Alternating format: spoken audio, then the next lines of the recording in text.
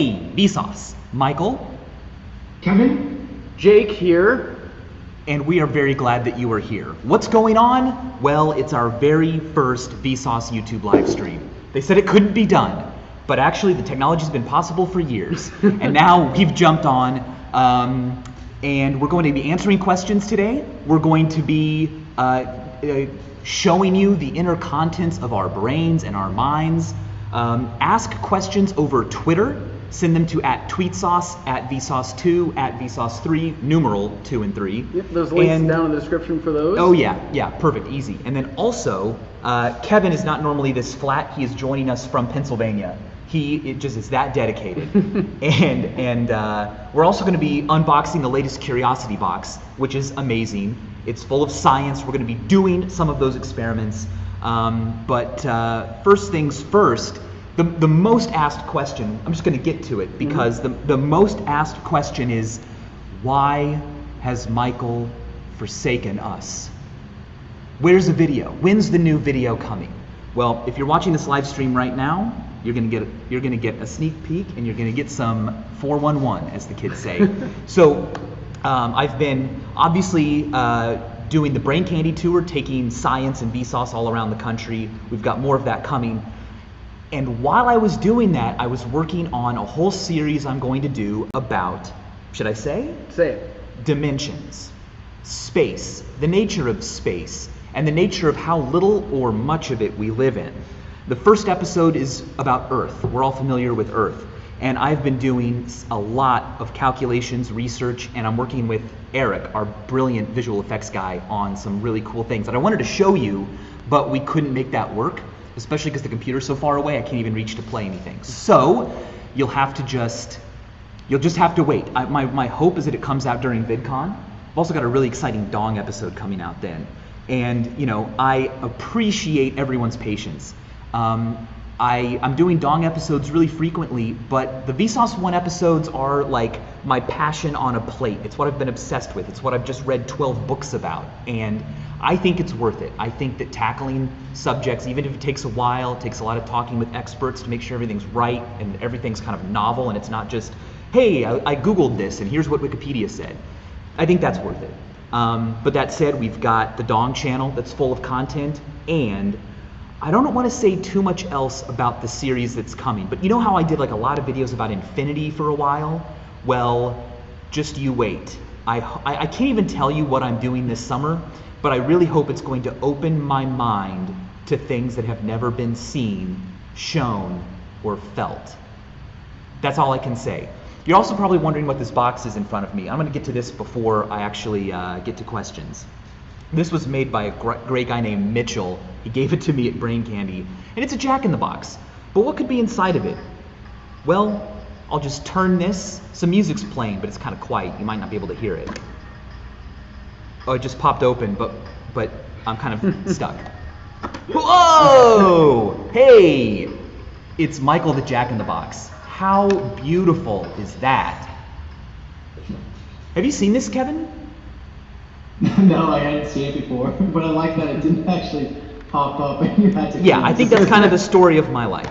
But let's start with some questions. The first one I want to get to came from Twitter even before the live stream started, and the question was, let's just dive into what would our channels taste like if they were actually sauces? You can. Here's what I'd like to do. I'd like us to say what sauce our channel is that's like a real sauce, okay? So if there had to be a condiment that already exists that was renamed Vsauce 1, Vsauce 2, and Vsauce 3, what would it be? Who wants to start? Because I didn't prepare an answer. I mean, I'll go for it. I'll start, and I hope I'm not stealing anyone's sauce. I would go with a nice hollandaise sauce. Tell me why. It's rich and creamy and satisfying, but also probably not very good for you to have a lot of. But yeah, I just really like, I don't know, hollandaise was the first thing that came to my mind because it seemed like a little bit of more of an obscure one. Because no one's ever just like, boy, I want some hollandaise sauce right now. Yeah, you don't really dip stuff in hollandaise, you cover things in hollandaise. The question came from SuperDeck64, by the way. Declan Murphy, thanks for the question. Kevin, what sauce in the real world is Vsauce 2? I think sweet and sour would be Vsauce too. You know, I like to blend kind of like hopeful messages with like a little bit of sadness. So I think you get the sweet and you get the sour. So I think Vsauce 2 kind of covers those two elements of the human experience. I like that. And the taste experience, really. I like that a lot because I think that sweet and sour sauce is a dipping sauce. You can dip things in it, but you can also marinate things in it. So it's both exciting for a second and exciting to live in. Okay, Vsauce 1. I'm gonna say brown sauce. Good old HP brown sauce. It's more common in the UK and the Commonwealth, but it's basically, people will say I'm not describing it well, but it's like a ketchup with a whole lot more vinegar and it's brown. So it's like this very adult kind of taste, like it kind of tastes like maybe an old man might, I don't know, but also it's very serious, but it's fun. Whenever I see that there's brown sauce around, I get very excited and I eat too much. And I hope that's how people feel about Vsauce. They're excited when things happen and then they overboard and but they don't regret it. All right, thank you for that question, Declan Murphy. It is just 10 minutes into the live stream, which means it's time for us to take out the first item from the curiosity box. This has been going on for almost a year. Yeah, it'll be a year next month. Tell us, Jake, about what the curiosity box is. So the curiosity box is something that we had been working on for a really long time, and it's a quarterly subscription box filled with science experiments, science toys, books, t-shirts, stickers, just fun things that we all really like. And what's really cool about it is that everything in here, besides the book, was created by us. That's right, yeah. As soon as we start writing books, like 4 books a year, then it'll only be our books. But Vsauce videos are great, and I think I'll probably make them for my entire life, but they're only auditory and visual. This is tactile, and it's even smell-o-vision sometimes. You can get all your other senses wrapped around science. So it takes that passive experience, which is video watching, and makes it something that you can share with others physically. Exactly. So what I want to do is look at just one of the items first. Okay. The t-shirt that came in the box that you can currently get at curiositybox.com. It is a mathematical t-shirt. It's my favorite of all the ones that we've made. Let's not talk too much about it. Yeah, Here's let's not talk. Let's knife this open. This is the safest way to do it. This is literally how the box arrives at your doorstep. It's heavy. Yeah, and it has these cool, you probably can't see it, but it has cool question marks on the tape. And also, one thing we should mention is that a portion of the proceeds from every box goes to Alzheimer's research. That's right. Yeah, we've worked with the Alzheimer's charities for a long time, and man, how cool has that been? Like, and how perfect is it for the box? Like, the box is all about brain health. Your brain health, we're giving you stimulation that's super smart and it inspires you to explore, but also all the money goes not just to Alzheimer's charities, but to Alzheimer's research specifically. All right, here we go. I'm going to cut this seal off. And I think I did some math earlier. By the next box, we should be at $100,000 donated. That's amazing. Yeah. That's amazing. Thank you guys for supporting the Curiosity Box and its cause to both put science in people's hands and also help Alzheimer's research. It's not just about people who are at risk or currently have Alzheimer's. It's going to help us learn all about all of our brains. Here comes the opening of the box. I'll open it so that you can pretend that it's you opening it. Whoa! Look at that. It's an octopus named Ink, which is short for Kevin. It is not short for Kevin. It is actually short for inquisitive. Inquisitive. It's a very inquisitive little. And he's right there. Octopus right There he is. And here's a physical version. There's a small version of him, yeah. He's so cute. That actually came in a previous box too. Yeah. Okay, so what is this? Right on top, Curiosity Magazine. That's right. We write articles, things that we find really cool that you're not ever going to find in a video. Like Kevin wrote about the fake rubber you chew. If you want to steal this, screenshot now. And that's all you get. Okay, Jake, open the t-shirt for me. All right. Here we go. Here's the t-shirt box. And one cool thing with these boxes is that there was an image. It's going to change actually for the next one, but in this current one, there's an image on every side that makes a larger image in total. But here's the shirt. Let's open it up. Ooh. Wow. Ooh. Mathematical. So what's going on here, Michael? What are we looking at? Well, let me hold it and see if I can bring it closer to the camera. Check this out, ready? I'm actually wearing it. Ah, Kevin's wearing the shirt. There you go. He's a cool guy. What a great fit. Oh my gosh. Vsauce makes the best t-shirts. Is that Egyptian cotton? Wow. Does the tag literally say Vsauce? And actually there is no scratchy tag? Wow, we must be experts. So this t-shirt isn't just a fun design that makes the Vsauce V. It is an example of what's called a modular times table. We've got numbers 1 through 40 around a circle clockwise. And then each number is connected by a straight line to what it is times 4. So the number 1 is connected to 4. The number 2 is connected to 8. There's a line between 3 and 12 and so on. And this can continue as long as you want. If you get all the way up to 40, you can just start pretending that the number 1 is 41 and draw a new line. We didn't because we didn't need that many. But amazingly cool shapes come out of this. Kevin and I played around like for half a day trying to find one that kind of looked like the Vsauce logo, and we found that 1 through 40 on a circle using the 4 times table looks like a V in Vsauce, and that's in yellow here. And does this glow in the dark? This one does not glow. Ooh, it doesn't glow in the dark, but future shirts might. So anyway, what I love about it is that it's not just cool looking, and look at the cool logo, but when people ask you what it's about, you have an opportunity to teach them the wonders of modular multiplication. Like, that's a slam dunk. That is. Okay, so any other comments about shirts that I'm Well, forgetting? the thing is you also don't have to memorize all of that, because thanks to the magazine, you could actually learn all about it here. So we like wrote, you can see this. Can you just, let's just zoom in on the guy wearing the shirt for a second. Oh wow, what a good looking, too close. We can zoom back. Jake is in the magazine. Oh, that's me? Yeah, there's a lot of cute fashion shots of us if you like that kind of thing. And yeah, Kevin's right. The explanation is in the magazine. So what we love about the box is that it's not just physics toys and tools and stuff, but you actually get what we think is a better explanation of the items than you can get anywhere else, or even if you searched online for a long time. Mm-hmm. Also, I wanted to say that I'm going to be describing the math behind the shirt in my next video, which, like I said, will be coming out at the end of next week while I'm at VidCon. Very excited for that one, and I can't wait. And it's going to be part of a series. I've actually written 2 episodes already in the series. So once the first script is like where I want it to be, then I can film both. And the second one involves mirrors. You may say, how are mirrors related to how much of Earth you can see at once? Well, stay tuned. Yeah, I can't wait. All right, now, we're going to get to other things in the box, but the next thing I wanted to do is challenge you guys to some lateral thinking puzzles. And remember, all of you out watching, submit questions you want us to answer on Twitter, at tweetsauce, at Vsauce3, numeral 3, at Vsauce2, numeral 2, and we'll get to those after this. But I was looking through my bookshelf this morning, and I found this book that I have not opened since I was in middle school. And it's full of riddles that require you to think laterally, okay? It's not like you have to do a bunch of math to figure it out. You don't have to dive down or up. You just have to dive out and figure out what could really be meant by the puzzle, all right?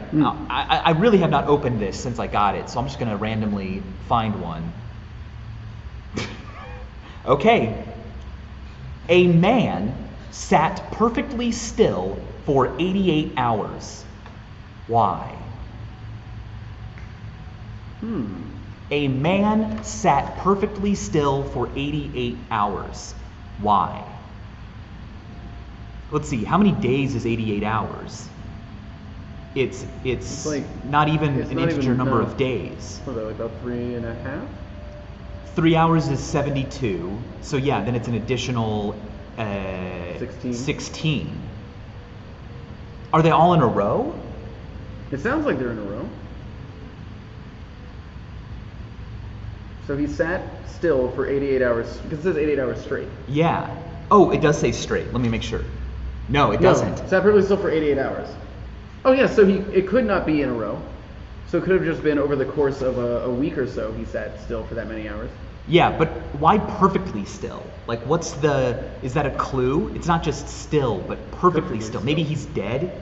That's what I was thinking, but then I don't know how long the embalming process when you're laying down. Well, right, if he died and no one found his body for 88 hours, then he was perfectly still for that time. Then he was discovered and moved. Yeah. Kevin, do you have a guess? Well, what if he's an astronaut traveling to the moon? How long does that take? And also, are you perfectly still? It takes 3 days. It takes 3 days.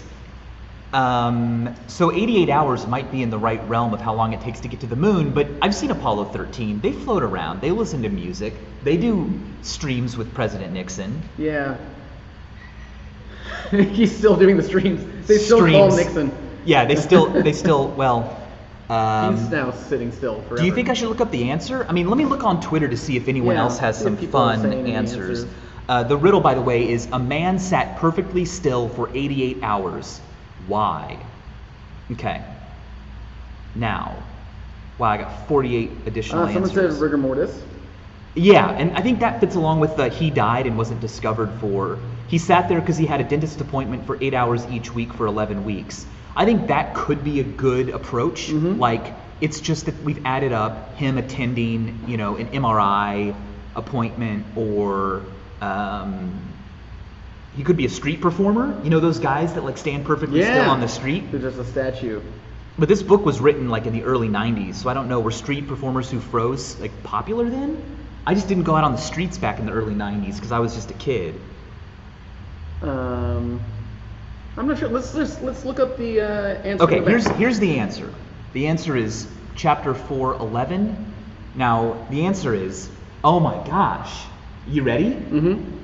The man had a nasty toothache and he went to the dentist's at 5 p.m. on a Friday evening. The dentist's assistants, including the anesthesiologist, had all gone and the dentist could not administer an anesthetic. The man insisted that the dentist should operate even without anesthetic, so the dentist said that he would have to strap the man into the chair. This was done. The dentist then suffered a heart attack and died.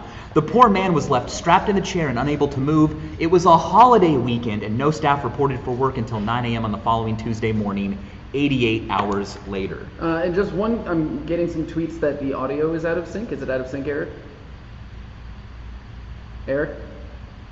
Eric is listening to the He's live not gonna stream, know but we're until we say it behind. in the live stream. Yeah, and then he's going to look up. We can see what the delay is. Nope, Eric he hasn't has heard us his yet. sound canceling headphones on, so he can't hear us, but he'll hear us in the live stream talking to him. I'm excited for this moment. He still hasn't heard. He doesn't know. That's crazy.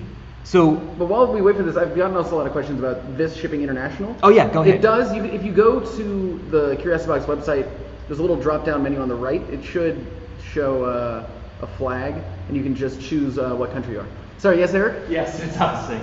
What? It's out of sync. But Oh. How do we fix that? How do we fix we that, don't? Eric? it's not out of sync. Sorry. I looked it up already. It's just a problem. Okay, so we just heard from Eric that it's his fault. He purposefully made the audio out of sync. And I think what we should do is just keep it the way it is. How bad is it, Eric? It's like a couple seconds. It's a couple seconds Couple off. seconds? That seems kind of... I mean, we're already 20 minutes into it, so I say we just get to the next item. And by the way, this stream is very exclusive. Like, this isn't going to live on Vsauce 1 forever. So, yeah, I think just deal with the audio being out of sync and know that you still saw something very, very special. Yeah, because I have a fear, which is that I'm scared that if I cancel the stream and start it again, that it'll just go away forever. Exactly. Yeah, and then create, people like, a will new have watch page. they'll have to go to a new link and all of Yeah. that. Okay, so But we can invest. While we do this, Eric, do you want to just investigate and see if we I can... looked it up already. You have to stop it and start. Okay. investigate.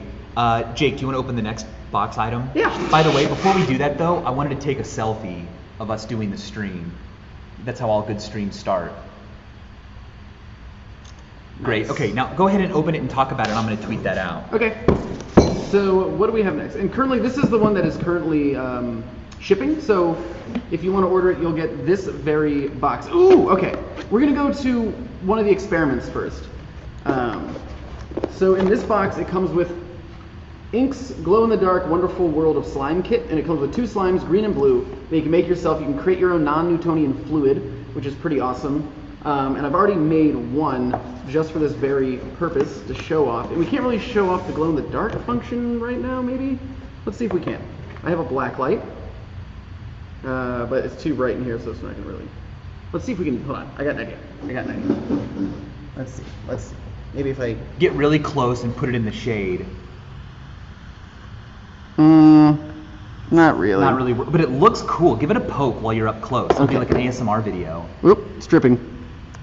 Well, it's Ooh. only my laptop that literally the script for my next video is on. But yeah, so this is the slime you get, and it comes with little containers so you can keep it and just make some slime and play with it.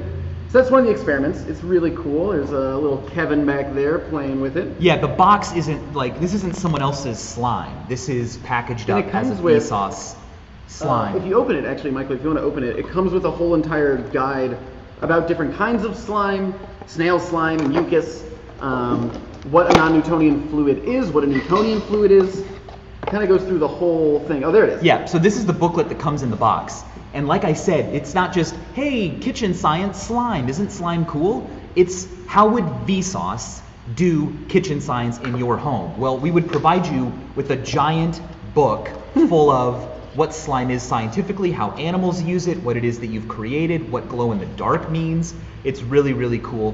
Non-Newtonian fluids, a whole thing about that. We got a picture of Isaac Newton in there. This is a Vsauce video in your hands for a good cause. CuriosityBox.com. Well, somebody even made, Noah Linning made an unofficial subreddit for the Curiosity Box. Oh, did he? I love that. But let's go to a question.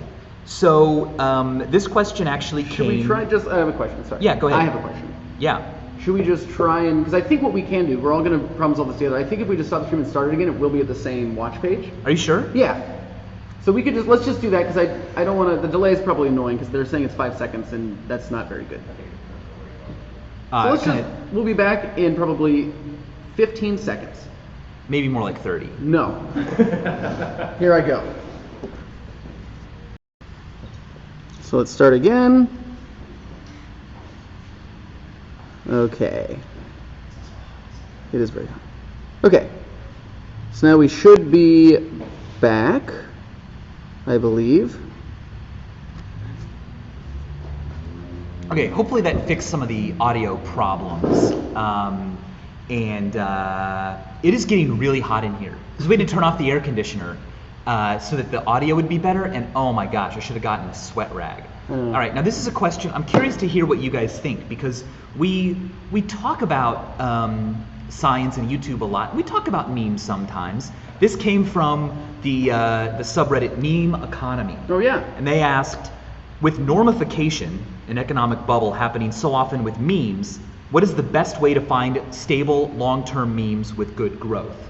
For those of you who aren't followers of the meme economy, let me explain that it's basically a NASDAQ trading area for memes and jokes. And they rate how fresh a meme is. Like if you've got a whole bunch of them ready to share, are you gonna get a lot of likes on Facebook or Reddit or Instagram or wherever you put them? Or is it already an old meme? Are you gonna look like you're lame?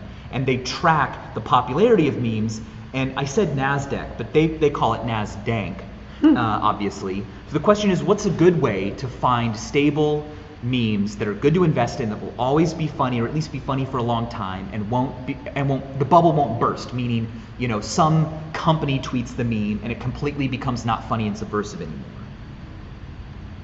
anymore. Also, there's still a delay. There's still an audio delay, which means I think there's just going to be a delay. Yeah. I don't know what we can really do about it. Okay, sorry. So, what was the question? Kevin, did you hear the question? Something about memes? Yeah, exactly. So the question is, a meme will pop up and it'll be funny for a while, but then inevitably, my mom shares it on Facebook, and then a big company does, and all of a sudden it's not cool and subversive anymore. I think I think as soon as it's trending as a moment on Twitter, then it's over. And so how do what makes a meme more likely to be fresh for a long time and not burst? I think it just has to be kind of withheld within like a certain subgroup and not turn into like a trending moment. Yeah, no, I 100% agree. I think that elements that make something less likely to become mainstream, like being way too niche, or in a lot of cases, it's just, if a meme is offensive, it's never going to be shared by companies, it's never going to become mainstream. And I think that's been the story of human culture ever since it began. You know, like if something was too palatable to the masses, it would lose its kind of like edge, right? Its coolness. So let's see. Are you guys seeing other questions coming in that you like? Thank you, Meme Economy, for that. I should really do a whole video on that topic. And I've wanted to because there are all kinds of social theories about how long it takes for something to become lame and then come back. Like beards, for instance. Beards were cool in old-timey days, but then for like my dad, a beard was ridiculous. That's what old men had. So I grew up with a whole generation of adults that didn't have beards. And so when I got a beard, it was like, yeah, take that. I have my own identity. And you know, I think my kids will probably think that beards are for old people and they'll all love shaving. So hey, good long-term investment, razor blades. That, you heard it here first. Any other questions you want to do? Oh, here's a good one. Gaga D asks, do you say GIF or GIF? Good question. Kevin, you answer first. I've always said GIF. I didn't hear GIF until later, until I kind of already made up my mind that it was GIF. So it wasn't really an instance where I was going to say, you know, all of a sudden switch it to GIF. Plus, I'm a huge peanut butter guy, and GIF is a peanut butter, so I like to keep that in the realm of peanut butter and GIF in the realm of, you know, animated images. So I do know that the creator of the format said it's pronounced GIF. Correct. However, I go with GIF. I mean, obviously he created it, but GIF, it's unique, it's different. GIF, as Kevin pointed out, is already taken. And also, if we do want to be honest about it, it is graphical. Not giraffical. Not giraffical, so yeah. It's still the same. Obviously, that doesn't mean that it has to be pronounced GIF and not GIF, but for me, GIF is what's most reasonable. Yeah. You know what? I pronounce it GIF. GIF. Sorry, I pronounce it GIF, and it's all for the same reasons. I am a language descriptionist. I believe that what is correct is what people do, not what some rule book says. That would be a language prescriptionist. And I understand that the creator of the word says that it should be pronounced GIF because they had the whole like choosy developers choose GIF, slogan. But here's the thing: it became so popular that the creator no longer owns it, and that's a sign of huge success. You can hear this from, like, I think George Lucas has talked about this in Star Wars. Like, it became bigger than his own personal thing. And all of a sudden you realize that it's not you anymore, but it's you and the fans and the viewers. And if all your viewers are calling it a GIF because GIF is, well, I guess, I don't know how GIF became more common, but you just have to surrender and say society's chosen. Yeah. I mean, if everyone started calling Vsauce Vsauce, I would be upset, but I would understand that if that became the common way to refer to us, then that's the way it would be. Yeah. I'm going to do one thing real quick. Yeah. I'm going to move this, just so we're all aware, I'm going to move the webcam off and just mess around with the computer and see if I can delay the video so it matches with the audio. Okay, cool. Because now this is just a pet peeve that I have, and I like problem-solving technology. All right, so you'll keep the camera pointed at us. So the camera will still be pointed at you. Make sure it's like lined up so you get Kevin and I. Ooh, oh, drama shot. How's the, oh, no, maybe a little bit up. I like that. You Yeah, can you cut like off my that one? bald head. People will think that, yeah. There you go. Let's keep that. Okay, and let me play with the computer. Okay, cool. Okay, so for those of you who have just joined us, the most asked question is, when is Michael gonna make a video? I hate him. He has forsaken us. And that couldn't be further from the truth. I have done nothing but work on a new series that, it's like my Infinity series, but it's going to be about dimensions. And that next video, the first video in that series, should come out at the end of next week. This week, if you believe the week starts on Sunday. I'm really excited about it, and it's taken an enormous amount of reading. I've actually written the first 2 videos, that's why it took so long. I just got so obsessed with mirror images that I wrote a whole other video, and then I was like, but I should film. I'm also working on a project that I cannot tell you about until VidCon starts. It'll be announced there, and that's what I've actually been very busy with. It's why I went to London last week to interview an amazing person, and we're here to answer your questions. Send them over Twitter. In fact, I'm going to look at Twitter right now. I'm going to answer the very first question that I see, the very most recent. Are you guys ready? This could be dangerous. The newest question is, I mean, it says it's good. the video was already delayed. The audio came before the video. Not a question. The first question is, when did Vsauce start and why? Vsauce turned 7 years old in April of this year. 7 years. I've made hundreds of videos, and Jake and Kevin, you guys have also made hundreds of videos. It's almost crazy how deep that archive gets after 7 years with like no breaks. That's something that a lot of people don't realize probably about us, that we're not like TV where we don't take some kind of break between seasons, you know, where we actually don't work at all. Not all TV shows are like that, but as soon as I put a video out, I'm working on the next one. But it's worth it because every video is different, and it's always something that I'm insanely passionate about. It never feels old. It never feels like a job. And that can be tough, like for my wife, who is like, why are you working and reading? And I'm like, well, because if I didn't have a channel, I would be reading this same book right now. But at least because I have a YouTube channel, I can build a conversation about this book and show other people all the cool things that scientists and mathematicians are doing. So that is very cool. Kevin, any questions coming in for you want to answer? Yeah, there was one that I think that, we get a lot, and that's, just any general advice for people trying to start a YouTube channel.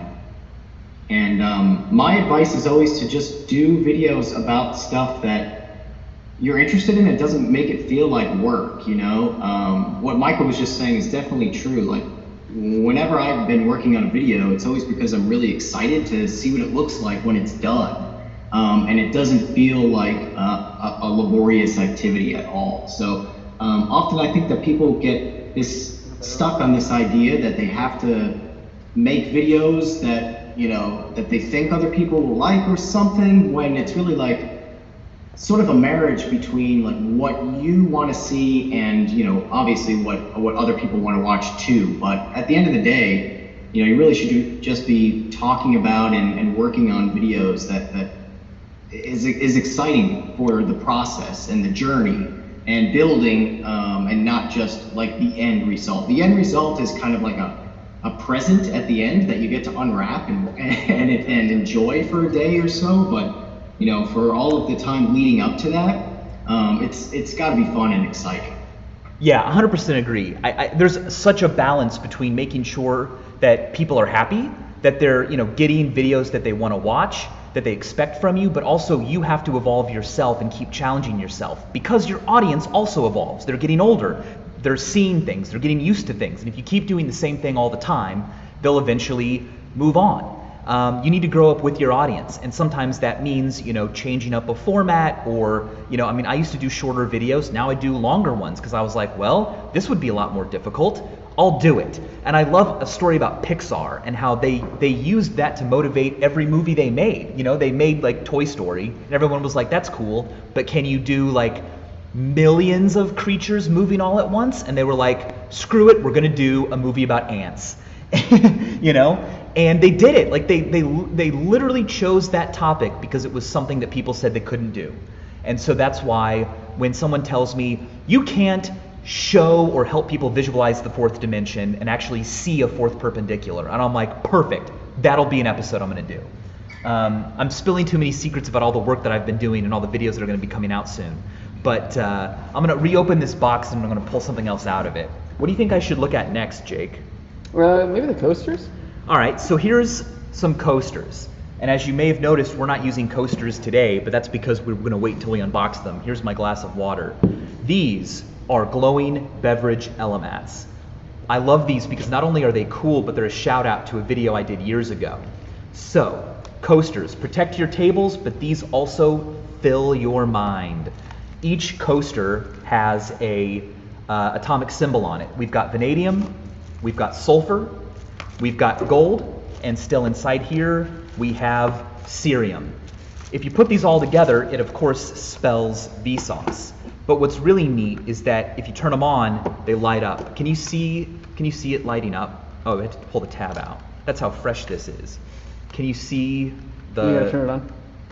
Is it lighting up? Check that out because it's so bright in this room. We've got extra lights on us that some of the glowing properties aren't happening. Here, this gold one's working. I don't know if you can see, but when you put a glass down on it, boom, it glows purple. Yeah. So you can find your drink in the dark, and you can also appreciate the periodic table. You can spell the word Vsauce. This came from my video about what's the most precious metal, and I actually went to the University of Nottingham and I did experiments with all 4 of these elements: vanadium, gold, sulfur, cerium. It was sweet. Those guys are so great. Brady Heron is amazing, and I mean, thanks to him for letting me work with all of them and do those experiments. Jake is actually, he's in the same room, but he's working on the audio delay. So can I save your bookmarks? Yes. Okay. My laptop is the one we're streaming from. So you're going to bookmark all tabs, just call it like live stream save. And then, okay, so from the elements, haha, get it, elements, elements, I'm going to move on to the polymer spheres. Look at that packaging. That is called a premium experience. These spheres, they're tiny little beads. They're made of a polymer that absorbs water like insane. It loves the hydrogen bonds that water molecules have. And although they're small, I'll actually open this test tube up so you can see how small they are. They absorb 300 times their weight in water. So there they are, teeny tiny little beads. And earlier, well, we forgot to put some in water overnight, but I put some in about an hour and a half ago inside one of our glasses. This is one of the Curiosity Box beakers, and it's full of little beads, okay? You can see they're down at the bottom, they're little tiny beads. You fill this with water and they expand to 300 times their size. This is what they look like after just an hour and a half. That many became this. They are full of water, and the clear ones have the same refractive index as water. So if you put them in water, they become completely invisible. Plus, you can dry these out and they go back to the small size, and you can use them all over again. You can also squish them if you want. I think I'll talk about this beaker because it's in my hand. The beaker is one of the goals of mine, is to make things that are both they're tools in 2 ways. This one is a tool that helps you carry liquids, but it also lets you measure things. So rather than just telling you 50 milliliters, 75, 100, we also put down some comparison, some funny unit of measurement. So for example, if you fill it halfway up to 150 milliliters, the mug actually tells you that this is the volume of blood in the human brain. Yeah, so if you only want that much coffee, you gotta get the Curiosity Box beaker. Okay, so Jake, we're still streaming, but are you trying to close all the tabs? I'm trying to close all the tabs besides the one that we're currently in. Oh, I see. And I just can't pull it out because I can't find it. It's so we have too many far. tabs. I have about 203 tabs open because, like I said, I've been researching for 2 episodes, and I've got all the links open because I'll be able to like leaf through the tabs like a book, you know, or like a notebook full of ideas. I can see the tabs getting bigger, so this will get easier. Okay. Do you think the problem is the number of tabs was causing issues with the bandwidth? It's So getting better? Yeah, because what's going to happen is it's using a lot of your memory and also your CPU. Yeah, definitely. So if we can close all these tabs, then we should get more out of the encoding software. All right, so here's a question that I want to get to because I had an answer prepared, and let me see who it came from because I want to give credit to the. Okay, here we're going to do a question from Dragon Bexern Stewart. It says on Twitter. Stewart asks, which video did you enjoy researching about and making the most, and why? Kevin. Probably the video that I did about dragons, called The Millions Year War.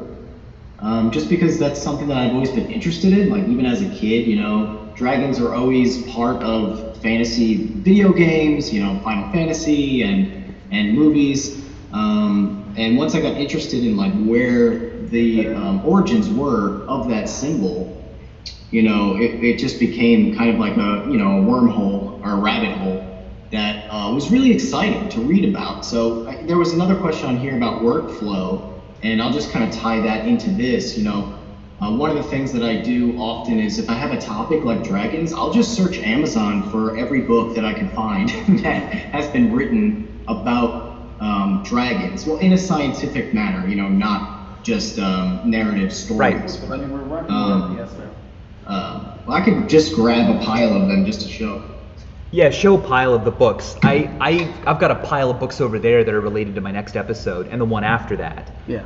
But it's really fun to read a book and then look in the bibliography and see other books that they read in preparation for theirs and then read those. And you wind up finding that a lot of these authors are friends, they've talked about things together or they've inspired each other, and there's no end to it. But I think you can only make a good video when you're really well versed on what's happening, and that's why the episodes sometimes take a while. The delay's better now? Yeah. Well, So it's here's- just because of, sorry, I'm going to interrupt for a second. It's just because of how many tabs we had open. I was afraid of that when we started using my laptop, but it was the one that was just already logged in to the Vsauce YouTube channel. Let me reset this up. It was a close-up of Jake's hand. It's a good looking hand. Ooh, any palm readers out there, let us know what you There we can go. tell about I think Jake's that's good. life. Yep. Looks good to me.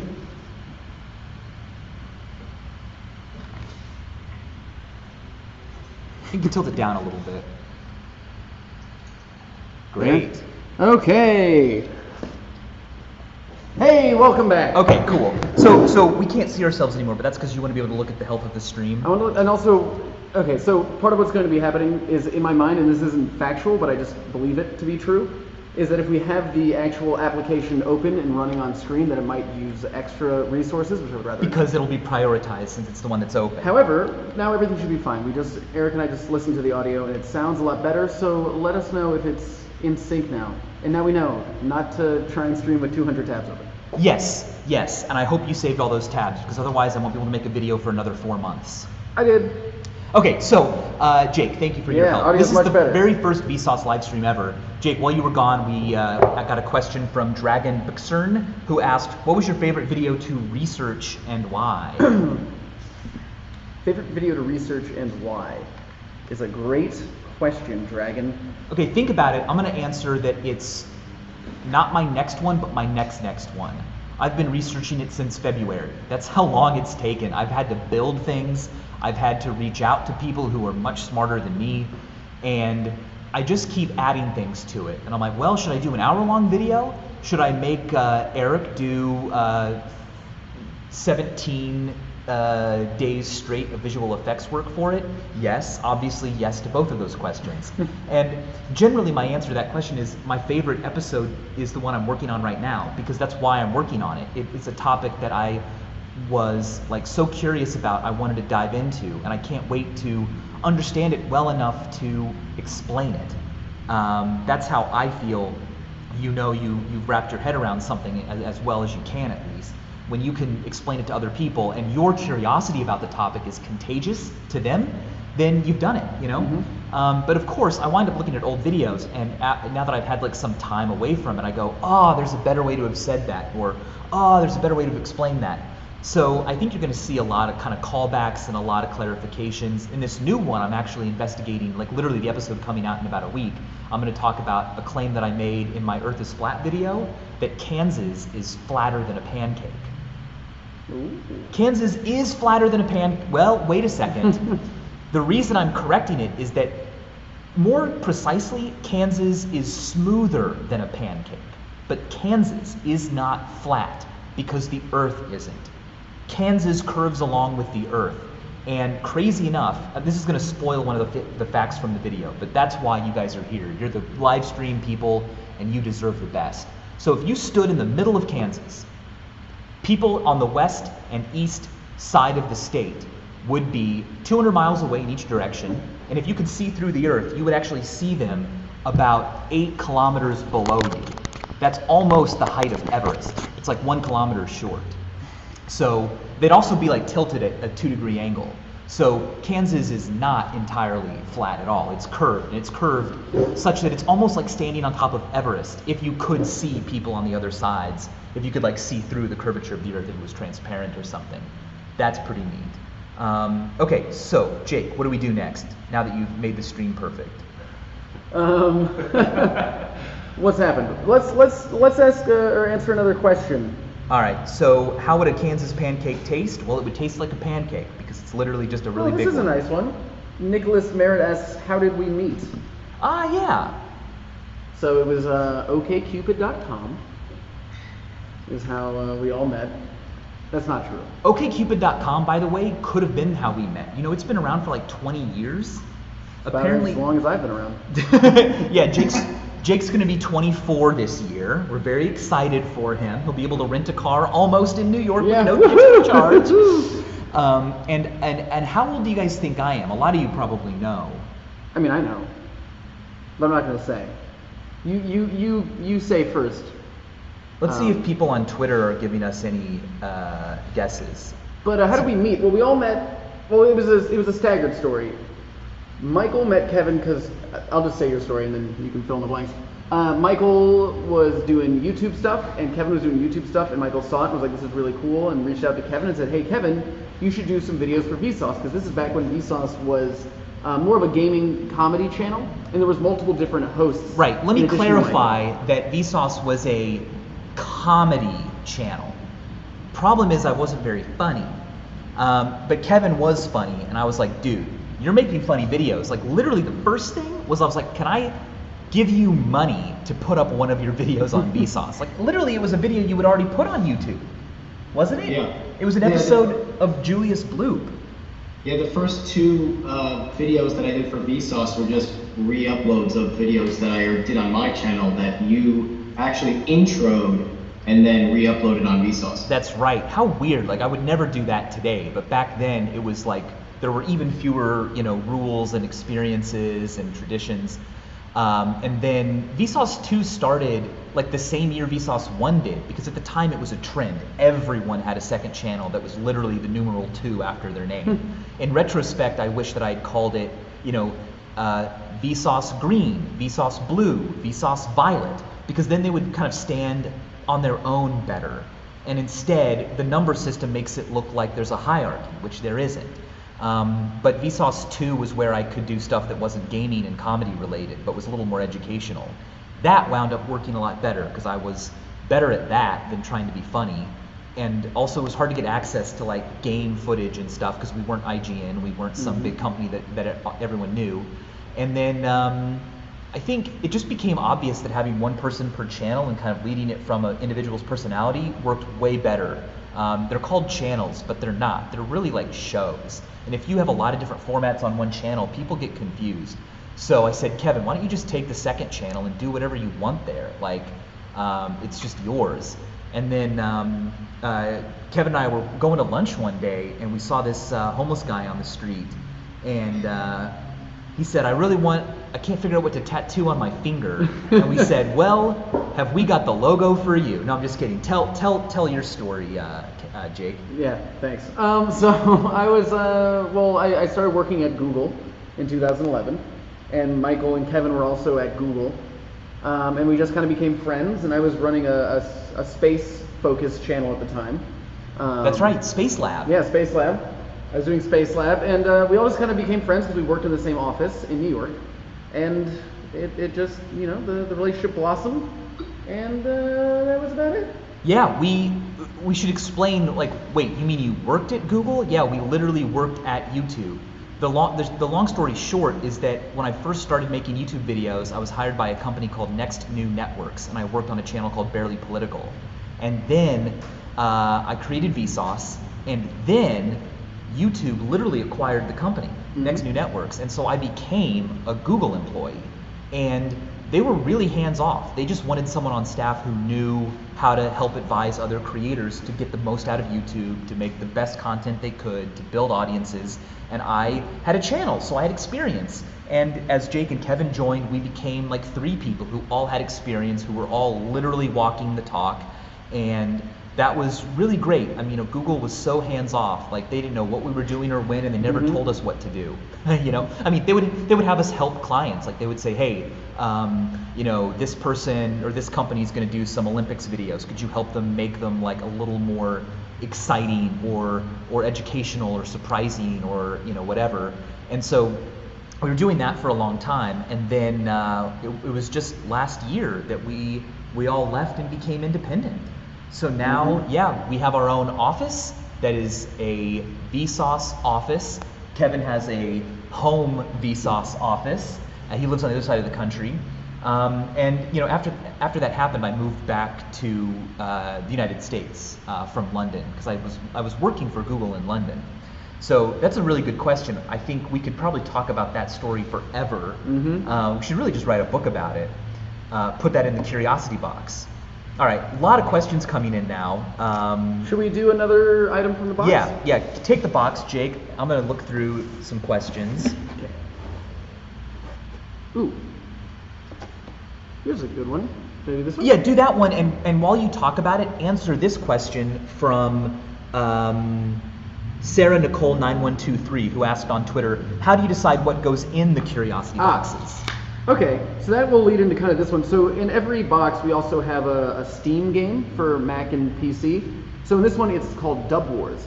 And Dub Wars actually had a very interesting way of getting into the box, where I do a lot of work with Taco Bell. And they have a program where they help game developers, indie game developers, make their games and get out there and stuff like that. So this is one of the games that was part of it, and the people who made it were so nice, and the game is so cool that we were like, can we just feature it in the box?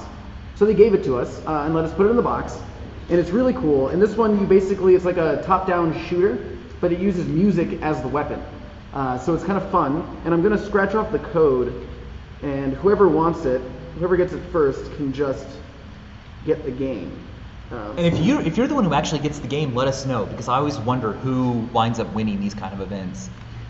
So let me put that up there. There's the code for the free games. So there's the code. Is it focused? It looks like it's in focus. So there's the code, and there it goes. So nice. Throw Enjoy it on Dub there. Wars. Cool indie developer game. Glad to help them out. And yeah, like if you are the one person who got the code, I would recommend, if you really like the game, write a good review on Steam, because the better they do, that's awesome. That's great. They're a small company, just 2 people, and they made this entire game themselves over the course of years. But so more like Michael, we put stuff in the box, and Kevin, that we just find to be curious, that's interesting to us, that are things that we've liked in our lives, or that we see like, oh wow, we need to make that. We need to have that. Yeah, and it takes a long time to like source and create the items that we need for the box. So we have a whole list, and it's like months out before we actually have confirmed that we can get it in. I remember the gyroscope was one that I was like, guys, this is first of all like a classic physics toy. Mm-hmm. We have to get one in the box. And I've always wanted to do a video about how gyroscopes stay up, because I don't know why. So, okay, it's gonna come out, it came out in like the holiday box from last year. Yeah.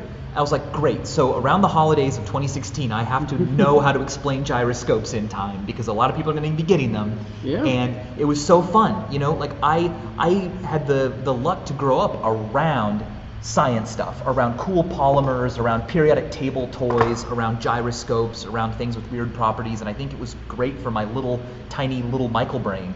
And the curiosity boxes are a chance to like do that. We already make videos, and we'll keep making videos, obviously, but to get the science in your hands and connect it with the videos, that's one of the big goals of the box. Yeah, I'm just gonna grab this sticker right now. And things take a while. Like this ink plush probably took maybe 6 months to actually make. Yeah.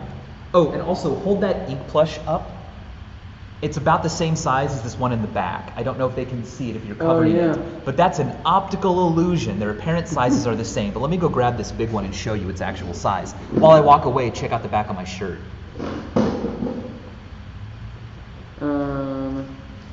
Here's an easy question we can answer while Michael's doing that.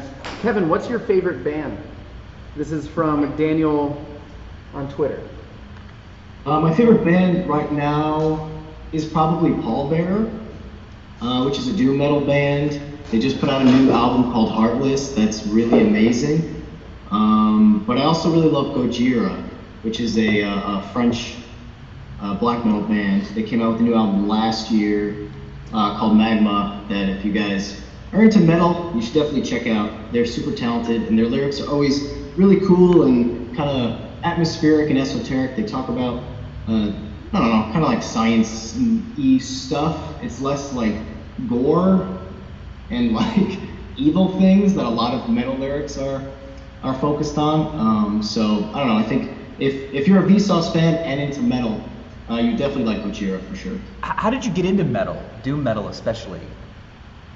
I've always liked metal. I think my first cassette tape, because I am that old, was actually Motley Crue, Dr. Feelgood. So, I mean, I was, I don't know, 5 years old listening to Motley Crue. Now, your wife is really into it. Did you get her into it, or did you guys have that in common?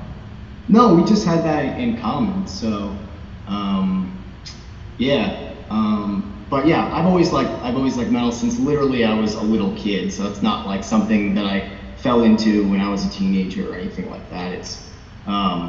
It's pretty much what I've liked always. Yeah. So that and Michael Jackson. I loved Michael Jackson when I was like 3. Yeah. And then by the age of 5, I matured to Motley Crue. It's a natural progression. Story as old as time. Jake, favorite band right now? Oh, right now. Yeah, not like. Well, I'm sorry, just favorite band. I don't mean to make it. I would more say my specific. favorite band that's the most meaningful to me, especially when I was growing up, is Modest Mouse. Yep. Like Interstate 8, Moon in Antarctica, that stuff, like those albums, especially those two in particular, are timeless to me. Lonesome Crowded West is my Lonesome Crowded favorite. West is really good. But I think Moon in Antarctica is one of my favorite albums on the planet. I could listen to that endlessly. It's just so beautiful and haunting, and it reminds me of being in high school and like driving through the plains in Colorado. Right. So this shows how much hipper and younger, I guess, Jake is than me, because Modest Mouse's earlier albums remind me of being in college. It's like that's all I listen to. So I would say that that's my favorite band of my life. Right now, I'm listening to a lot of Angel Olsen. Do you know her? I think I found her through her work with Cass McCombs, and she's incredible. And I also really love Black Moth Super Rainbow and Tobacco. Same guys behind both of those. Their music is trippy. Black Moth Super Rainbow's great. So great. I've even tweeted some playlists of songs I like, and I always include either a Tobacco song or a Black Moth Super Rainbow. I saw them live. I saw a video of them performing live at a radio station. I'd never seen what they looked like. I'd never seen them play, and I was like, yeah, I picked well. This is awesome. And one question we've been getting a lot on Twitter is people asking about why the Curiosity Box doesn't come to their country.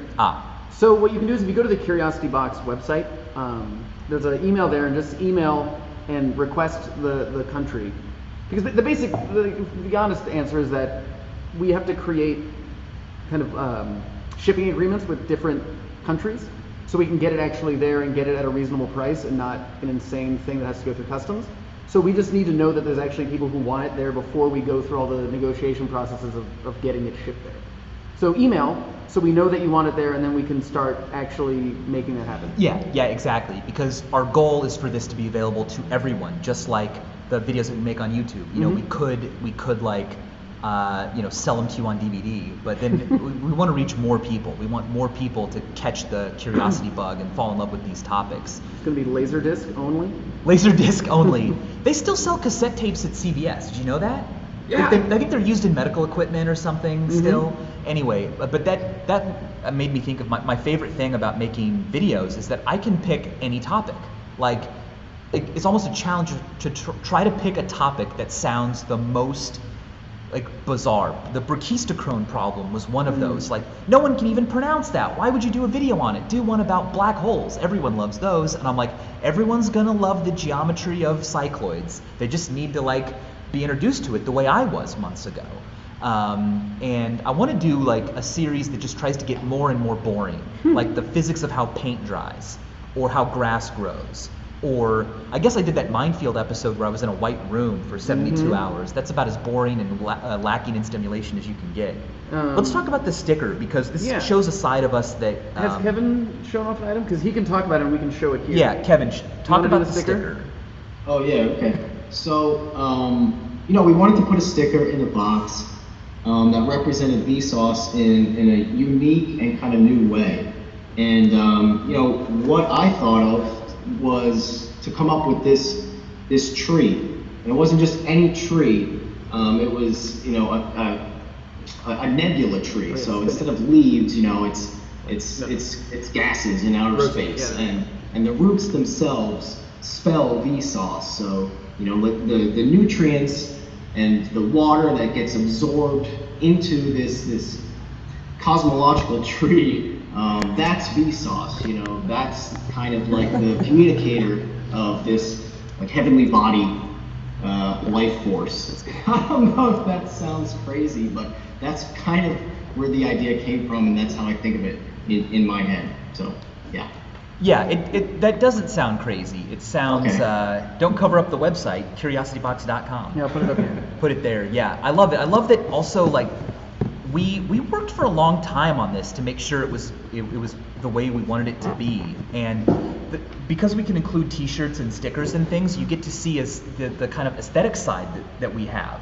That you might not always see in videos, because those are more fact-based. You can actually, I mean, Jake, your content is so cinematic now that it's almost like we do get both, but mine are always terrible, except for what Eric makes. My little two-dimensional Photoshop animations are like, hey, this is what was in my head, and using only 2 dimensions and some rectangles, here's what I think it is. Dylan Waffle says, have you discontinued Minefield? I love Minefield. It has not been discontinued. Next week you might hear exactly what that means. Can you tell that I'm winking? But I'm also, for those of you who are just now joining, dedicated, my #1 priority is Vsauce 1 videos, the regular things that you guys come for. And it's been a while since my last one because I've been writing scripts, many of them. I want to do this whole series about dimensions and space. Time is a dimension as well, but I love the spatial ones because of the impossibility of imagining more than 3. Or is it an impossibility? Tune in to Vsauce 1 to find out more. Subscribe. Ooh, Sapphire asks, I don't know if you guys are Doctor Who fans, but this is an easy question. Go ahead. Sapphire asked, who is your favorite Doctor? My favorite Doctor is David Tennant. I think he was the best Doctor, and he is just so cool. Love him. Love David. Where was he in the order? So he came after Eccleston. Okay. So in the new series, he started the 2nd season. Right. And then after right. him was Matt Smith. That means nothing to me. I'm not afraid to admit this, but I have not gotten into Doctor Who yet. Oh, it's great. I know. I'm a I know. big Doctor Who fan. But Tennant, I should be looking out for that. Where do you start? That's one of the. So here's the thing: you don't need to. The way that when the series was rebooted, you don't like they do references to the original Doctors in the original episodes, but it's more of like kind of Easter eggs, like, hey, you know this because you're a big fan. You can watch the new ones without that. I think you need to start with Eccleston, and then from Eccleston. And he, in my mind, was the one that I kind of related to the most in his personality and the way that he expressed himself and interacted with others. Kevin, do you have a favorite Doctor? I'm more of a Twin Peaks guy. Aha. So, yeah. I'm watching the new Twin Peaks. If anybody out there is watching that, it's really weird. Yeah, I can't wait. I can't wait to get back into it. So I want to. You don't need to watch the first, the earlier episodes, do you? Because Not really, no. I mean, it would help if you spoke with someone. Like, you could ask me for like a primer right. that I could give you in about 10 minutes. Well, I wanna watch the earlier ones, and I tried to actually back when I lived in New York. I bought a very discounted VHS tape collection of all the Twin Peaks episodes, but they were labeled out of order, so I watched them out of order. Is our connection bad? It says bad. That's more probably just the Wi-Fi. Okay. So Shadow Kills 321 asks, is this the next box coming in July, or is it the previous? The box we're opening right now is the current one. If you go to curiositybox.com and subscribe now, you'll get everything that's in this box. We haven't even shown you everything yet. But the box that's coming out next is, don't listen, we're your ears, my favorite. I can't believe how awesome the next box is. It's like, but that's also one of our goals. Like we have this opportunity to like lower the quality of the box. That's never the point. You guys know what our videos are like. You've been watching for years. It's always about, yes, but how can I make this more difficult for myself and longer and better? Yeah, it needs to be a challenge. It needs to be a challenge. And so this one, I think, is the best of any that have come out so far. The next one is even better. I mean, there might be a day where we feel like it went downhill a little bit, but it'll always be for a reason. Oh, yeah. It'll be because it actually isn't the worst. There's something, you know what I mean? But this one's really, I mean, but the thing that should be noted is that the next one is incredible, as is this one, but to be able to get the next one, like to make sure you get it, you should probably start with this, because then you're just locked in for the next one. Because we only make so many. This isn't like made on demand. So yeah. If we run out, it's sold out. It's gone and that happened last year with the gyroscope box. It's happened the last 2 boxes? Oh, it's happened the last 2 boxes. So we wind up with people subscribing. They can't get the newest one. We came up with a solution for that, which is that if you subscribe and we've already run out of the currently shipping box, you get what's called the best of box. And it's our favorite things from all the previous boxes. You don't need things from the previous boxes. They don't connect. It's not like you shouldn't start midstream, but you will get one right away. And it's going to contain some of our favorites. So yeah, if you want the next one, the coolest, I can't even tell you everything that's in it, but I've been working with even the game. Mhm. The game is worth almost as much as the box itself. Yeah, the game in this next one is literally huge. Literally. I see what you're doing Yeah. there. I like it. I like it. Yeah, and it's like I think it's the first box that is the one is. It's taken us like a year to put it together. We're like, I want this, and I want this thing, and I want something that establishes this principle and allows people to experiment with this. And it took us a year, and it all lined up to be the next box. And that's going to keep happening for all the next and next and next ones, and all through next year. It's going to be years of preparation before you actually get the box. So let's go to the next item in here while we're doing that. What should that be? I think let's do that little guy. Okay, so we also have collectible items. This one is a collectible enamel pen, and it's Ink, our little octopus friend, the mascot of the Curiosity Box. Which, before I get to the pen, why an octopus? Well, I'll tell you why. And I'm retconning here because this isn't exactly why it began. But if the Curiosity Box is the hands-on science version of Vsauce videos, the mascot should have a lot of hands. Now, octopi don't have any hands, but they do have a lot of arms, 8 of them in fact. So he represents the actually touching and holding things and experiencing them live in front of yourself, which is, miles better than just hearing an explanation. Anyway, this pen has Ink wearing a diving helmet and some floaties on 2 of his arms, which, by the way, makes no sense because he's an octopus. He should be able to breathe underwater, but you just never know what to expect. That's why it's the Curiosity Box.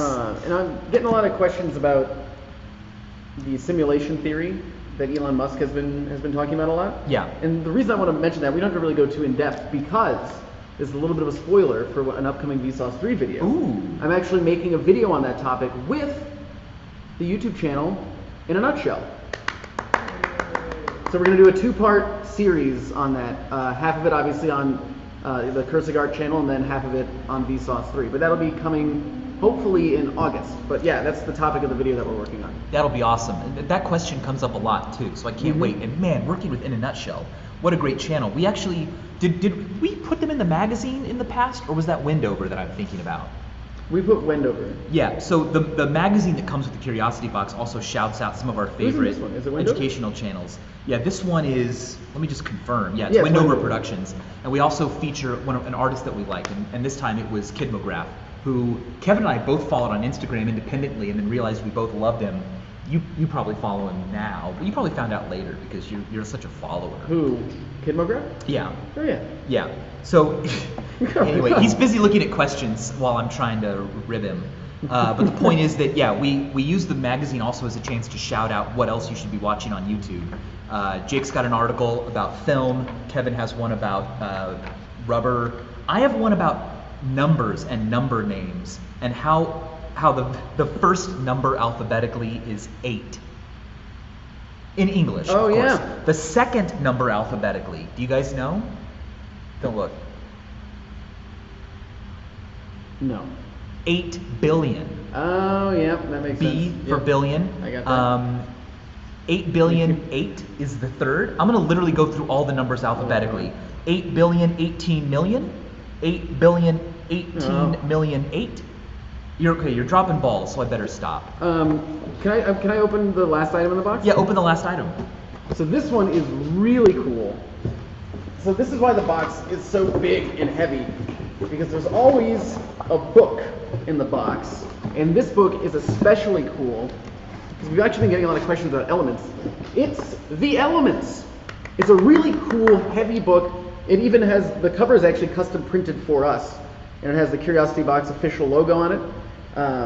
And that's really cool. It's something that we're doing in the future. A little spoiler, a little tease, if I may, is that I believe the next book that comes with this box actually has a custom forward by us.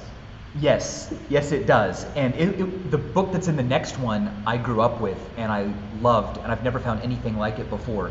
This is a book my dad used to have, and you've shown some of the Look at pictures. that. It Germanium. tells you about the element and then shows you how it's applied, and they try to show you as pure of a sample as we Yeah, can and get. it gives you like the atomic weight, density, atomic radius, the crystal structure, the electron filling order, all that stuff. But the photos are really, really nice. There's also a poster in the back of the book that is a Oh, periodic look at table. iodine. I love iodine. Yeah, And Look how all these cool photos that are is. on that poster that comes in the book. Sorry. Eric told me to hold it lower. Yes, sir. Please. Put down the whip, Eric. Or don't. Hey, so Chatahara98 just said, whoa, it's octopuses, not octopi. Who said Ooh. octopi? I didn't say octopi, did I? Yeah. You did. I said octopi? Yeah. All right, well, let me say again that I'm a language descriptionist. I think that even if something's technically wrong, if everyone understands what you're meaning, then you're fine. However, I totally am on board with you. In fact, in the magazine that comes in the current box, if you subscribe today, or if you already do, you have this, there's actually an entire, the very first page is from ink, but it was written by me, because, spoiler alert, ink is like a character and not a real thing. But I wrote this, and What? It's all about how you're right. The plural of octopus is octopuses, or octopodes, octopodes. Here's the poster, by the way. There's the poster. Wow, it's a gift that just keeps on giving. That's really cool. So that's all of this. Let's just wrap up the box stuff real quick, and then we can do some more questions. Yeah, and then, perfect. But that's the latest Curiosity Box that you can currently get. Again, curiositybox.com. It's a great way not only to support Vsauce, but also to support Alzheimer's research. Yeah. We are getting very close to that $100,000 donation mark. That's which is incredible. Really awesome. Yeah. And it's just a fun thing. And all these items are in the latest box, so you can get that. And then it also reserves you for the next box, which is going to be amazingly even better than this one, we think. It's a massive box. And I'm doing so many videos around it that it'll probably sell out right away. So you should subscribe now, because you'll be really sad otherwise. We only make so many of them. Ooh. People are saying it's frozen. Is it The video is frozen? frozen. Oh, thanks for telling us, I Eric. just found out. I think this starts off a little. Where did it end? It's your audio still coming through. Oh. Oh, okay. Just the videos. No one spill any secrets. Oh, because the software's frozen. That's weird. The Because you audio's minimized it? Okay. Yeah, I just. Okay. 1 second, gang. I'm just going to start. What was the last thing that I said? Oh, no, the audio was coming through? So that's fine. Okay. Yeah, the video stopped, but you guys can still hear us. Yeah. So, So it should be coming through again. camera froze. Yeah, okay. Health is good. So I think it should be back. It looks like Kevin is dabbing in the freeze. It's like Kevin's dabbing. I love dabbing. Okay, oh, we're still frozen on this. That's the issue. It's the camera that's frozen. Yeah. So let's Hey guys, just adjust. Oh, wait, now it's gonna work. There we go. Let's go back to that. Nope. Okay. So we're just gonna have to go to our webcam, You know which what we is should fine. do? We No, I should just don't pretend plug it in. There we that go. we're not frozen. We should be like, wow, look, no one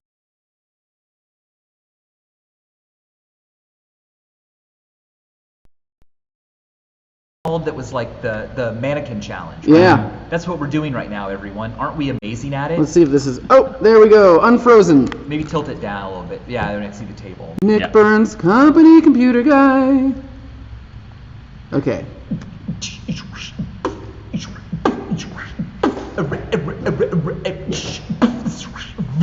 All right. Now that live back. streams, so many things. We're back. So I don't know if everyone saw the book, but we were talking about the box and how proceeds from the box go to Alzheimer's research. We've raised almost $100,000 for Alzheimer's research because of this box. Alzheimer's is something that affected my grandfather, and it was extremely, extremely difficult. So I flew out to Chicago and I worked with a biologist and a chemist at the Alzheimer's Association, and they taught me all about what we're doing, where research can go, what we can hope for in our lifetimes, and I'm so grateful to them. I made an episode about it.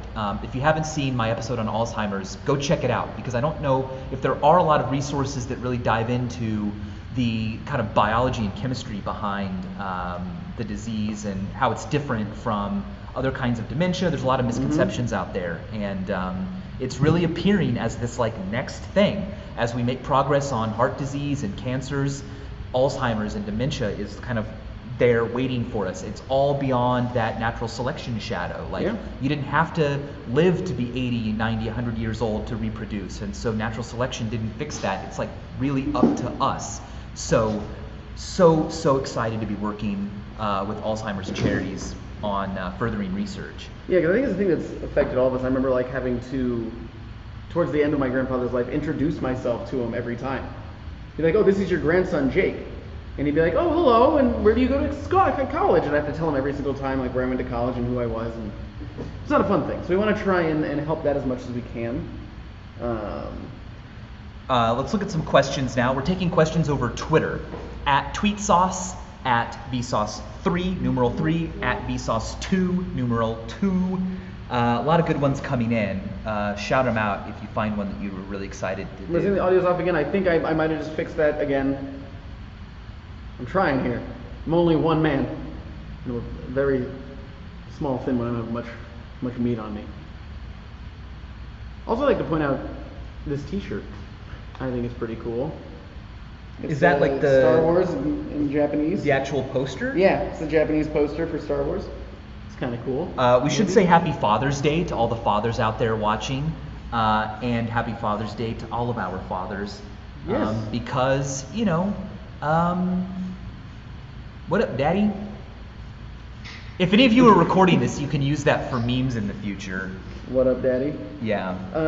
One question that I think is an easy one to answer, we don't get too in-depth into it, is what's your favorite video game?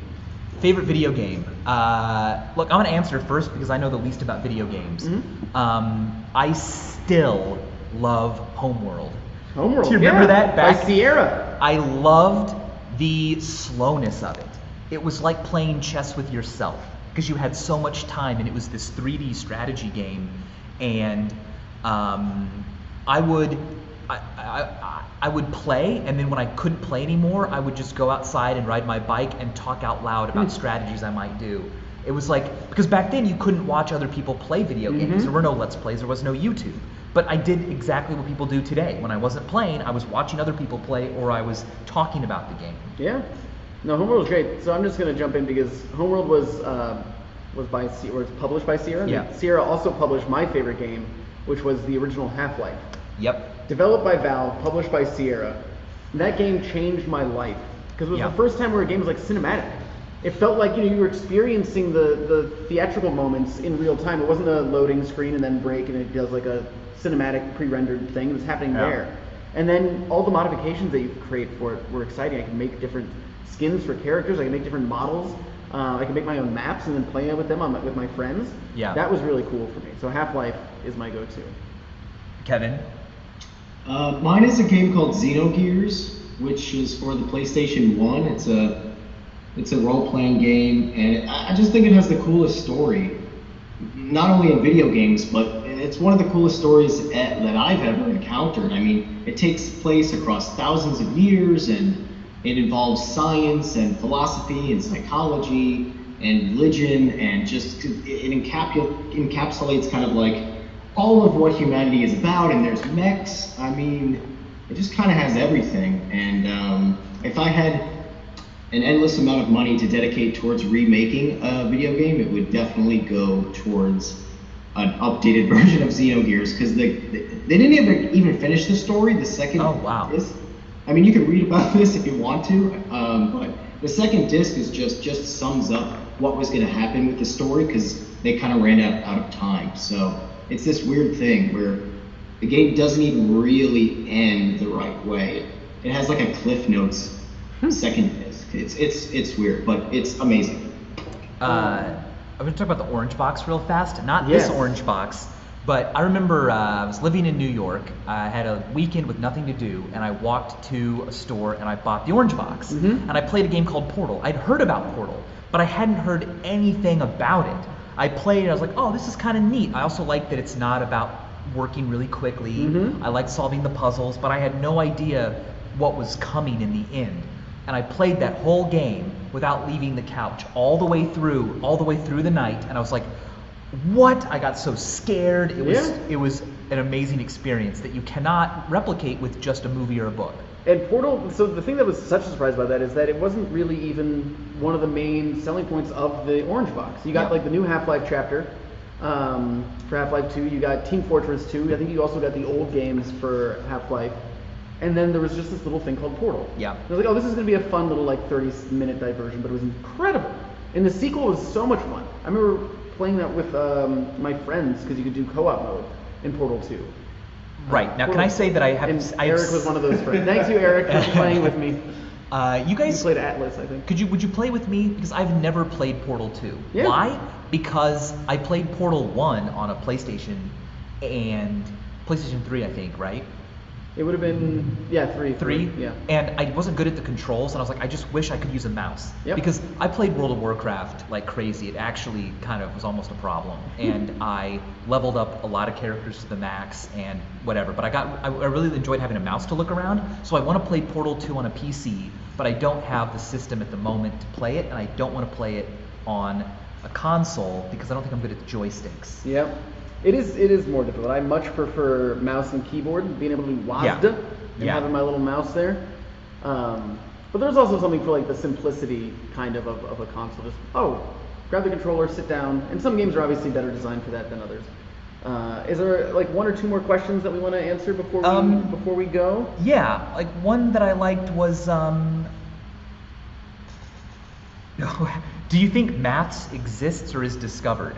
That's a tough one. I'd like to do a video on it. I think Roger Penrose's book, what is it called? The Road to Reality, touches on that the best. But it's a huge, heavy, thick book. I don't even know what to believe. I think that we invent a lot of stuff mathematically, but then it happens to already exist in the universe. And so it's a combination of, hey, look what I invented. It's called an imaginary number. Well, it's imaginary. It must not have any real existence. And then hundreds of years later, we go, it does! What the heck? It's so useful and helpful. So, yeah, I think it's a combination of both. Also, there's one dude's been tweeting a lot, Arsh. I'm just going to say that's your name, and I apologize if I pronounce it terribly. I'm a horrible human being. Thank you for showing your friends our videos. That's very nice of you. You are a very nice person. And you know what? I'm going to give you a wink. That's for you. That was just for you, Just for Arsh. everyone else. Yeah, everyone close your eyes. Arsh. Everyone out there, don't watch. Don't look. Close It's your just for eyes. Arsh. You can keep your eyes open.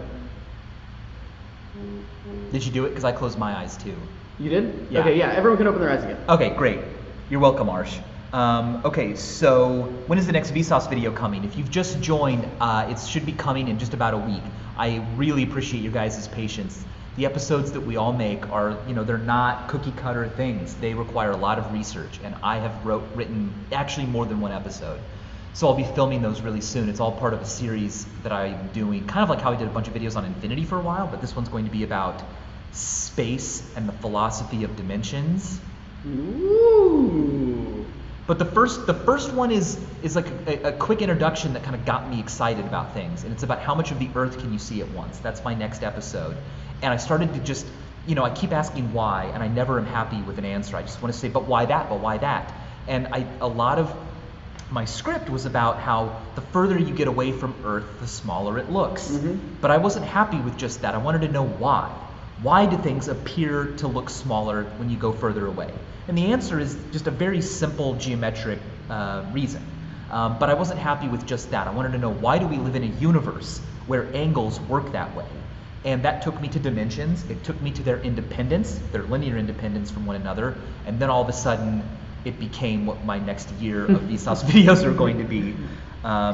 Okay, you just have another question? Yeah, I think this is a pretty important one. And this is from Mr. Avatar.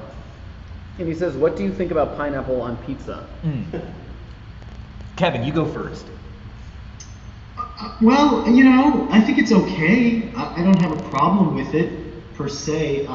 Would I ever order it explicitly? I don't think so. But if I was very, very hungry and there was pineapple pizza in front of me, I'm going for it.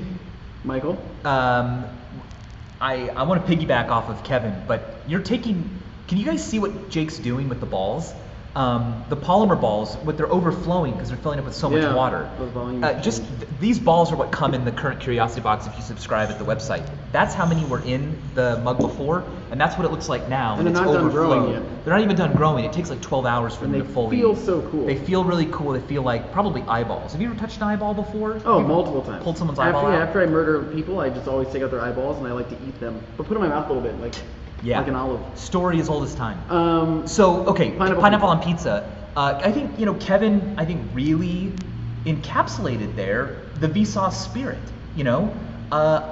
I don't hate anything. I'm not full of hatred for any kind of pizza topping. I might find it fascinating that some people have very strong opinions about pineapple on pizza. I don't eat pineapple on pizza. I have. I don't always like it, but I think that it's part of the experience of life. And if you count it out, you're not experiencing the universe in its totality. So I have a much more abbreviated answer, which is I love pineapple on pizza. I think it's delicious. Pineapple is one of my favorite fruits on the planet. I'll have pineapple anything. So yeah, pineapple on pizza. I also just like normal pizza, and that's that. Here's something. Yeah. I think this is a nice question. Pablo asks, what advice would you give someone who wants to make educational videos but are afraid to fail? Step one, don't be afraid to fail. Yeah. Failing's the only way that you learn. If you haven't failed, then you didn't try. So that's just a good metric to have there. And then also, you're never going to do it amazingly your first time. There's always going to be something that, even if it seems pretty good, there's always something that could be better, that maybe wasn't up to the standards that you originally thought. And you just improve every time that you iterate. So don't be afraid. I think that's the hardest roadblock. I'm sure you guys feel this. Before making a video public, you're always like, oh, this is the worst thing I've ever made. Yeah. But I just need to do it. You have to push yourself past that point, that wall that you have, and just do it. Because if you don't do it, you won't know if you succeeded or failed to begin with. What's that famous sports quote that I know about sports? Which is, you make 100%. Oh yeah. What is it? Great. Right. So it's you miss 100% of the shots you don't take. Wayne Gretzky, Michael Scott. Yeah. That's a sport. That's how I know the quote is from The Office. Yeah, it's from Wayne Gretzky, but no, it's from Michael Scott from The Office. Michael Scott quoted Wayne Gretzky, and when you quote someone, you should also let everyone know that it's now a quote from you. So Jake, I think you're 100% right. I think if you're afraid to fail, then you're gonna be the biggest failure of all time because you won't even start. You have to always be making things and saying that they're finished, because once it's finished, the lessons start to gel in your mind. And so I don't ever feel like something's perfect, but I put it out anyway, especially when Vsauce was just beginning. I was doing like IMG type episodes. I could make those longer, I could put more things in them, but I just wanted to get them out. I wanted to get them out because everything you do is a lesson. And so you should make, and you should always make things that challenge you. Don't ever ask yourself, but what do viewers want? Because we live in the internet age. We live in a time where no matter what you do, there's going to be millions of people on earth who are going to find it interesting. And the problem is when you start to guess what they want, or you start following what other people are doing, and you get lost in the crowd. Be yourself. And I know that's super cliche, but cliches are cliches for a reason. They work, and you have to really embrace that. If you look at a test tube and you're like, why are test tubes this shape? Where's the word test tube come from? What's a tube? YouTube? What if YouTube was a real tube? What if it was a pipe and video data went through it in the form of DVDs? How wide would the pipe have to be? All of a sudden, that's a Vsauce video, actually. That's after 7 years, I can just go and go. But yeah, you should answer questions and explain things the way you would explain it, as if it was a friend. Don't think of the audience as a huge mass of people in a theater. Think of it as one person, your friend, and you sit down and you say, dude, have you heard about the Bonnet-Tarski paradox? Okay, like here's this cool thing, here's another cool thing, and you just dive into it. This isn't television anymore where people are, tuning in halfway through.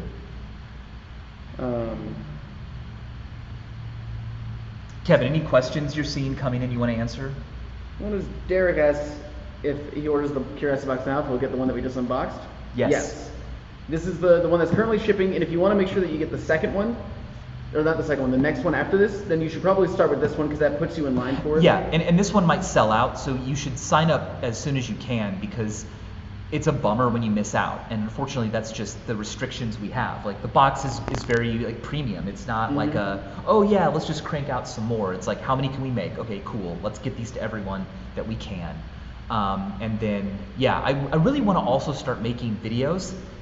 We've talked about this a little bit. I want to start making videos on the Curiosity Box channel as well, where I can go through all of the really cool kind of sciencey things that I have, geometric toys and weird elements and stuff, because I did that desk tour with Adam Savage and I was like, holy cow, I've got hours of content here. But the next Vsauce 1 video has been cooking for a long time, because it's actually been the next 2. I can't wait to get those out. In fact, just Friday, I was working with Eric, our visual effects guy, on how we see. And last night I had this amazing idea. Well, I shouldn't say amazing because it's actually probably not that good. You won't know until I dive in and see how it looks. But I want to talk about how it even. This is such a Vsauce moment. I was like, how much of the Earth can you see at once? Well, what does it mean to see?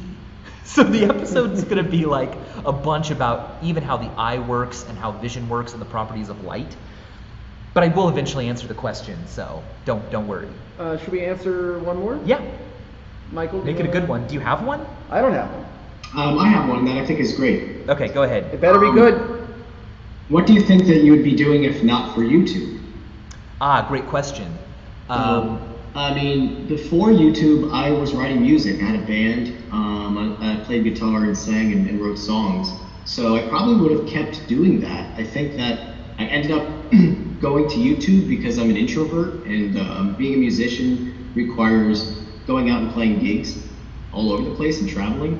So YouTube was a way for me to create stuff while just being at home. So that's really what I loved about it and how I channeled my creative energy into YouTube. So anyway, yeah, I would probably have stuck with the music stuff. Jake? I'd be making videos on Vimeo. So you would still be making videos? Yeah, I mean, before I did YouTube, I was working in advertising and television, making commercials. So I'd still be making videos. The thing that was just so intriguing about YouTube is that it's yours, right? Like, you know, you write it, you host it, you edit it, you direct it. Everything is your interpretation of what you want. It's not somebody else's, and that to me is very exciting. But I'd still be probably making videos, just not as happily as I am currently. I would probably be working at a university, because before YouTube, before I started making mashups and edits for the first time, I was working just briefly as a research assistant at the University of Chicago in a psych lab. And that was what I thought I was going to do. I was going to go to grad school. I was going to pursue degrees in neuropsychology. And then when YouTube happened, I started making things, and some of those early like Hillary Clinton farts type videos got seen by millions of people, and I was hired to do that professionally. And I thought, well, this won't last forever. I'll eventually go back and I'll work as a researcher. And then no, I became a science communicator, and I celebrate what actual scientists are doing, who are way better and smarter at everything. But I love being that kind of bridge to get the public excited and kind of get their heads wrapped around how important and cool science is. I've gotten a few questions about Eric. If they can see Eric, who Eric is. Reveal yourself, Eric. Come over here. Come on over here. Put your clothes on. Pants on. Wouldn't it be great if you were rolling a chair, you just unplugged that? Whole screen stuff. All right, here's Eric. This is Eric. Hello. Welcome to the stream. You're just in time for the end. Yeah, so just to wrap it up, because I'm also getting some questions about the box. Does it ship internationally? If you go to the website, you can choose your country of origin, and hopefully it's there. If it's not, then there's an email that you can hit up. But the box is something that we really, really care about, and it's an expression of what Vsauce is, but it's tangible. You can touch it, you can hold it, you can share it. It, again, helps support not only Vsauce, but also Alzheimer's research. And it's something that we're really, really proud of. We spent a long time making it. Even this, like, a lot of the items in this box, I remember the ink one in particular, I think we had already had this designed and stuff in like December of last year. Yeah. And it took all this time to just have it manufactured and approved and up to our standards. So it takes a while, and it's something that we really love. So hopefully you like it and check it out. Any other kind of things? Michael's working on a new video. It's going to come out during VidCon, which is soon. And of course, I've probably made more videos this year than any year in my life because of the Dong channel. If you guys aren't already subscribed to Dong, check that out, because we do, obviously, as you've seen, way more projects than just the Vsauce channels. We try to put science in people's minds in every avenue possible. I do the live show, Brain Candy Live. We're going to be back on tour in the fall.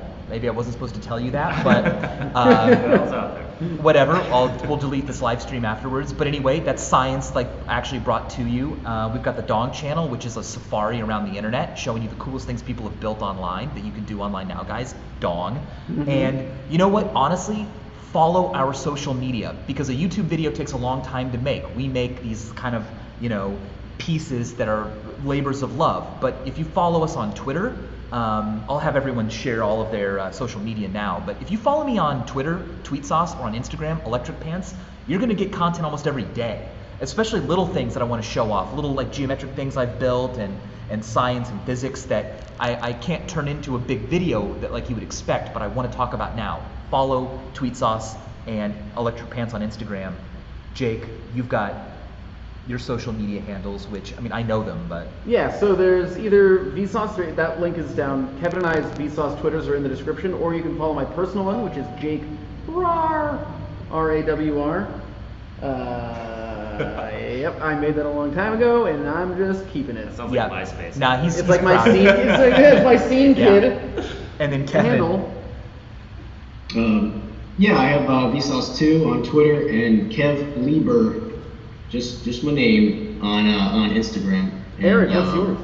Yeah, I was just in Atlanta for a couple days, so you could see some of the eclectic mix of people that I met while I was there. I'll just leave you with that.